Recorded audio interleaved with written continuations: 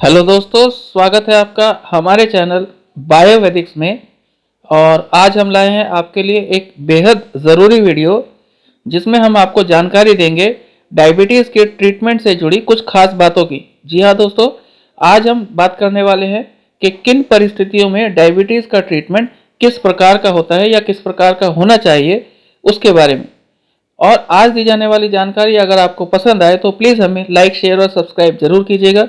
तो आइए शुरू करते हैं। और मैं आपको बताऊं दोस्तों कि आज हम आपको डायबिटीज़ के इलाज से संबंधित ऐसी बातों की जानकारी देंगे जिसके अंतर्गत हम कुछ सवालों को डिस्कस करेंगे, जिससे आप समझ पाएंगे कि किस परिस्थिति में आपको किस तरह के इलाज की जरूरत है। तो दोस्तों, बहुत ज़रूरी जानकारी है और आप इस वीडियो को पूरा देखिएगा लास्ट तक, ताकि आपको इसका पूरा फायदा मिल सके। तो जानते हैं आज क्या क्या सवाल लेने वाले हैं हम। इसमें पहला सवाल है दोस्तों कि अगर आपको केवल डायबिटीज़ है और दूसरी समस्या नहीं है तो कैसा इलाज करें। दूसरा सवाल है कि डायबिटीज़ के साथ साथ किडनी या हार्ट की कोई समस्या है तो क्या करें।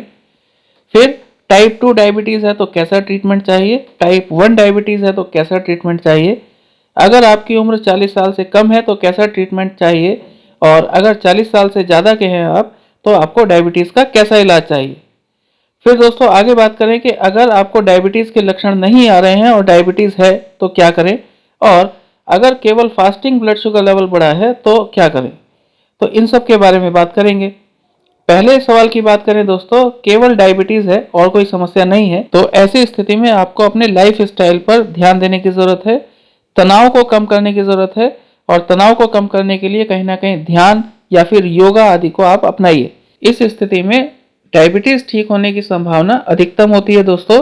लेकिन आपको अपने खान पान पर ध्यान देना है, एक्सरसाइज रेगुलर करनी है और पर्याप्त नींद लेनी है। तनाव रहित जीवन को मैनेज कीजिए और ब्लड शुगर को रेगुलर टेस्ट कराइए। फिर अगली बात करें दोस्तों कि डायबिटीज़ के साथ हार्ट, किडनी या कोई और समस्या है तो आप समझिए कि ये एक गंभीर स्थिति है।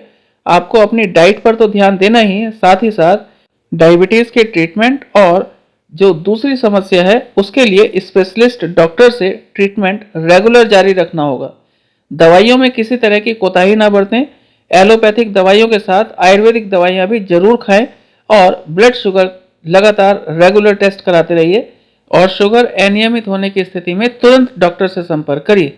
फिर दोस्तों बात करें कि अगर आपको टाइप 2 डायबिटीज़ है तो क्या करना है। ऐसी स्थिति में ज़रूरत पड़ने पर ही इंसुलिन की डोज दी जाती है दोस्तों, नहीं तो ऐसी दवाइयाँ खिलाई जाती हैं जो इंसुलिन के उत्पादन को बढ़ाती हों और पेनक्रियास को प्रोत्साहित करती हों इंसुलिन को रिलीज करने के लिए।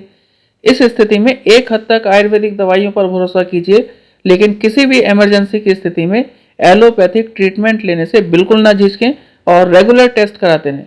फिर बात करें टाइप 1 डायबिटीज़ की, तो आप समझिए कि इस स्थिति में इंसुलिन बिल्कुल नहीं निकलता, इसलिए बाहर से इंसुलिन देना पड़ता है मरीज को। और क्योंकि ये एक वंशानुगत बीमारी है दोस्तों, इसलिए मरीज के लाइफ स्टाइल में बदलाव लाने की कोशिश की जाती है ताकि उसका ब्लड शुगर लेवल नियंत्रित रहे। इसमें आप अपनी स्थिति की निगरानी लगातार करते रहें और अपना रेगुलर ब्लड शुगर टेस्ट जरूर कराते रहें। ये आपके लिए सबसे ज़रूरी काम है दोस्तों।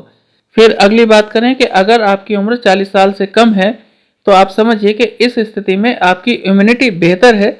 और अगर सिम्टम्स कम है दोस्तों, लक्षण कम आ रहे हैं तो आयुर्वेदिक ट्रीटमेंट पर निर्भर रह सकते हैं, लेकिन ब्लड शुगर लगातार टेस्ट कराते रहें।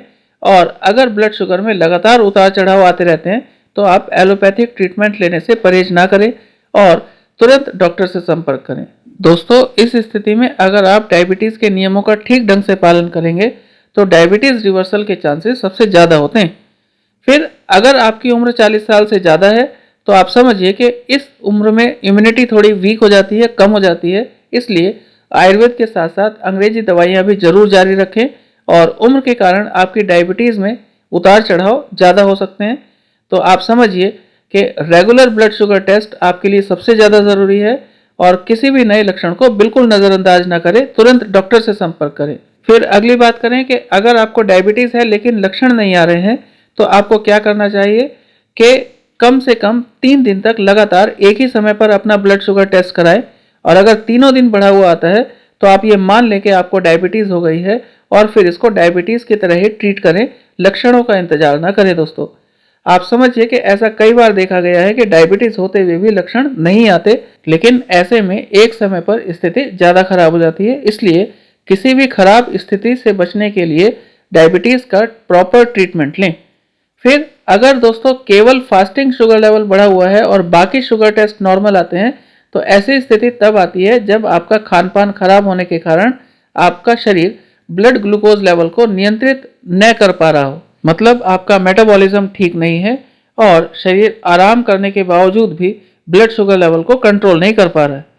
तो दोस्तों ऐसे में आपको 4 मुख्य काम करने होंगे कि रात को खाने में कार्बोहाइड्रेट कम लेना है, रात को जल्दी सोना है और सुबह जल्दी जागना है, सुबह उठते ही कोई ना कोई डायबिटिक ड्रिंक जरूर लें और सुबह शाम 30-30 मिनट की एक्सरसाइज जरूर करें, हल्की एक्सरसाइज करें। तो दोस्तों आज के लिए इतना ही और वीडियो देखने के लिए धन्यवाद। अगर आपको दी गई जानकारी पसंद आई हो तो प्लीज़ हमें लाइक और शेयर जरूर कीजिएगा और अगर आप हमारे चैनल पर नए हैं तो प्लीज़ हमें सब्सक्राइब भी करें। धन्यवाद।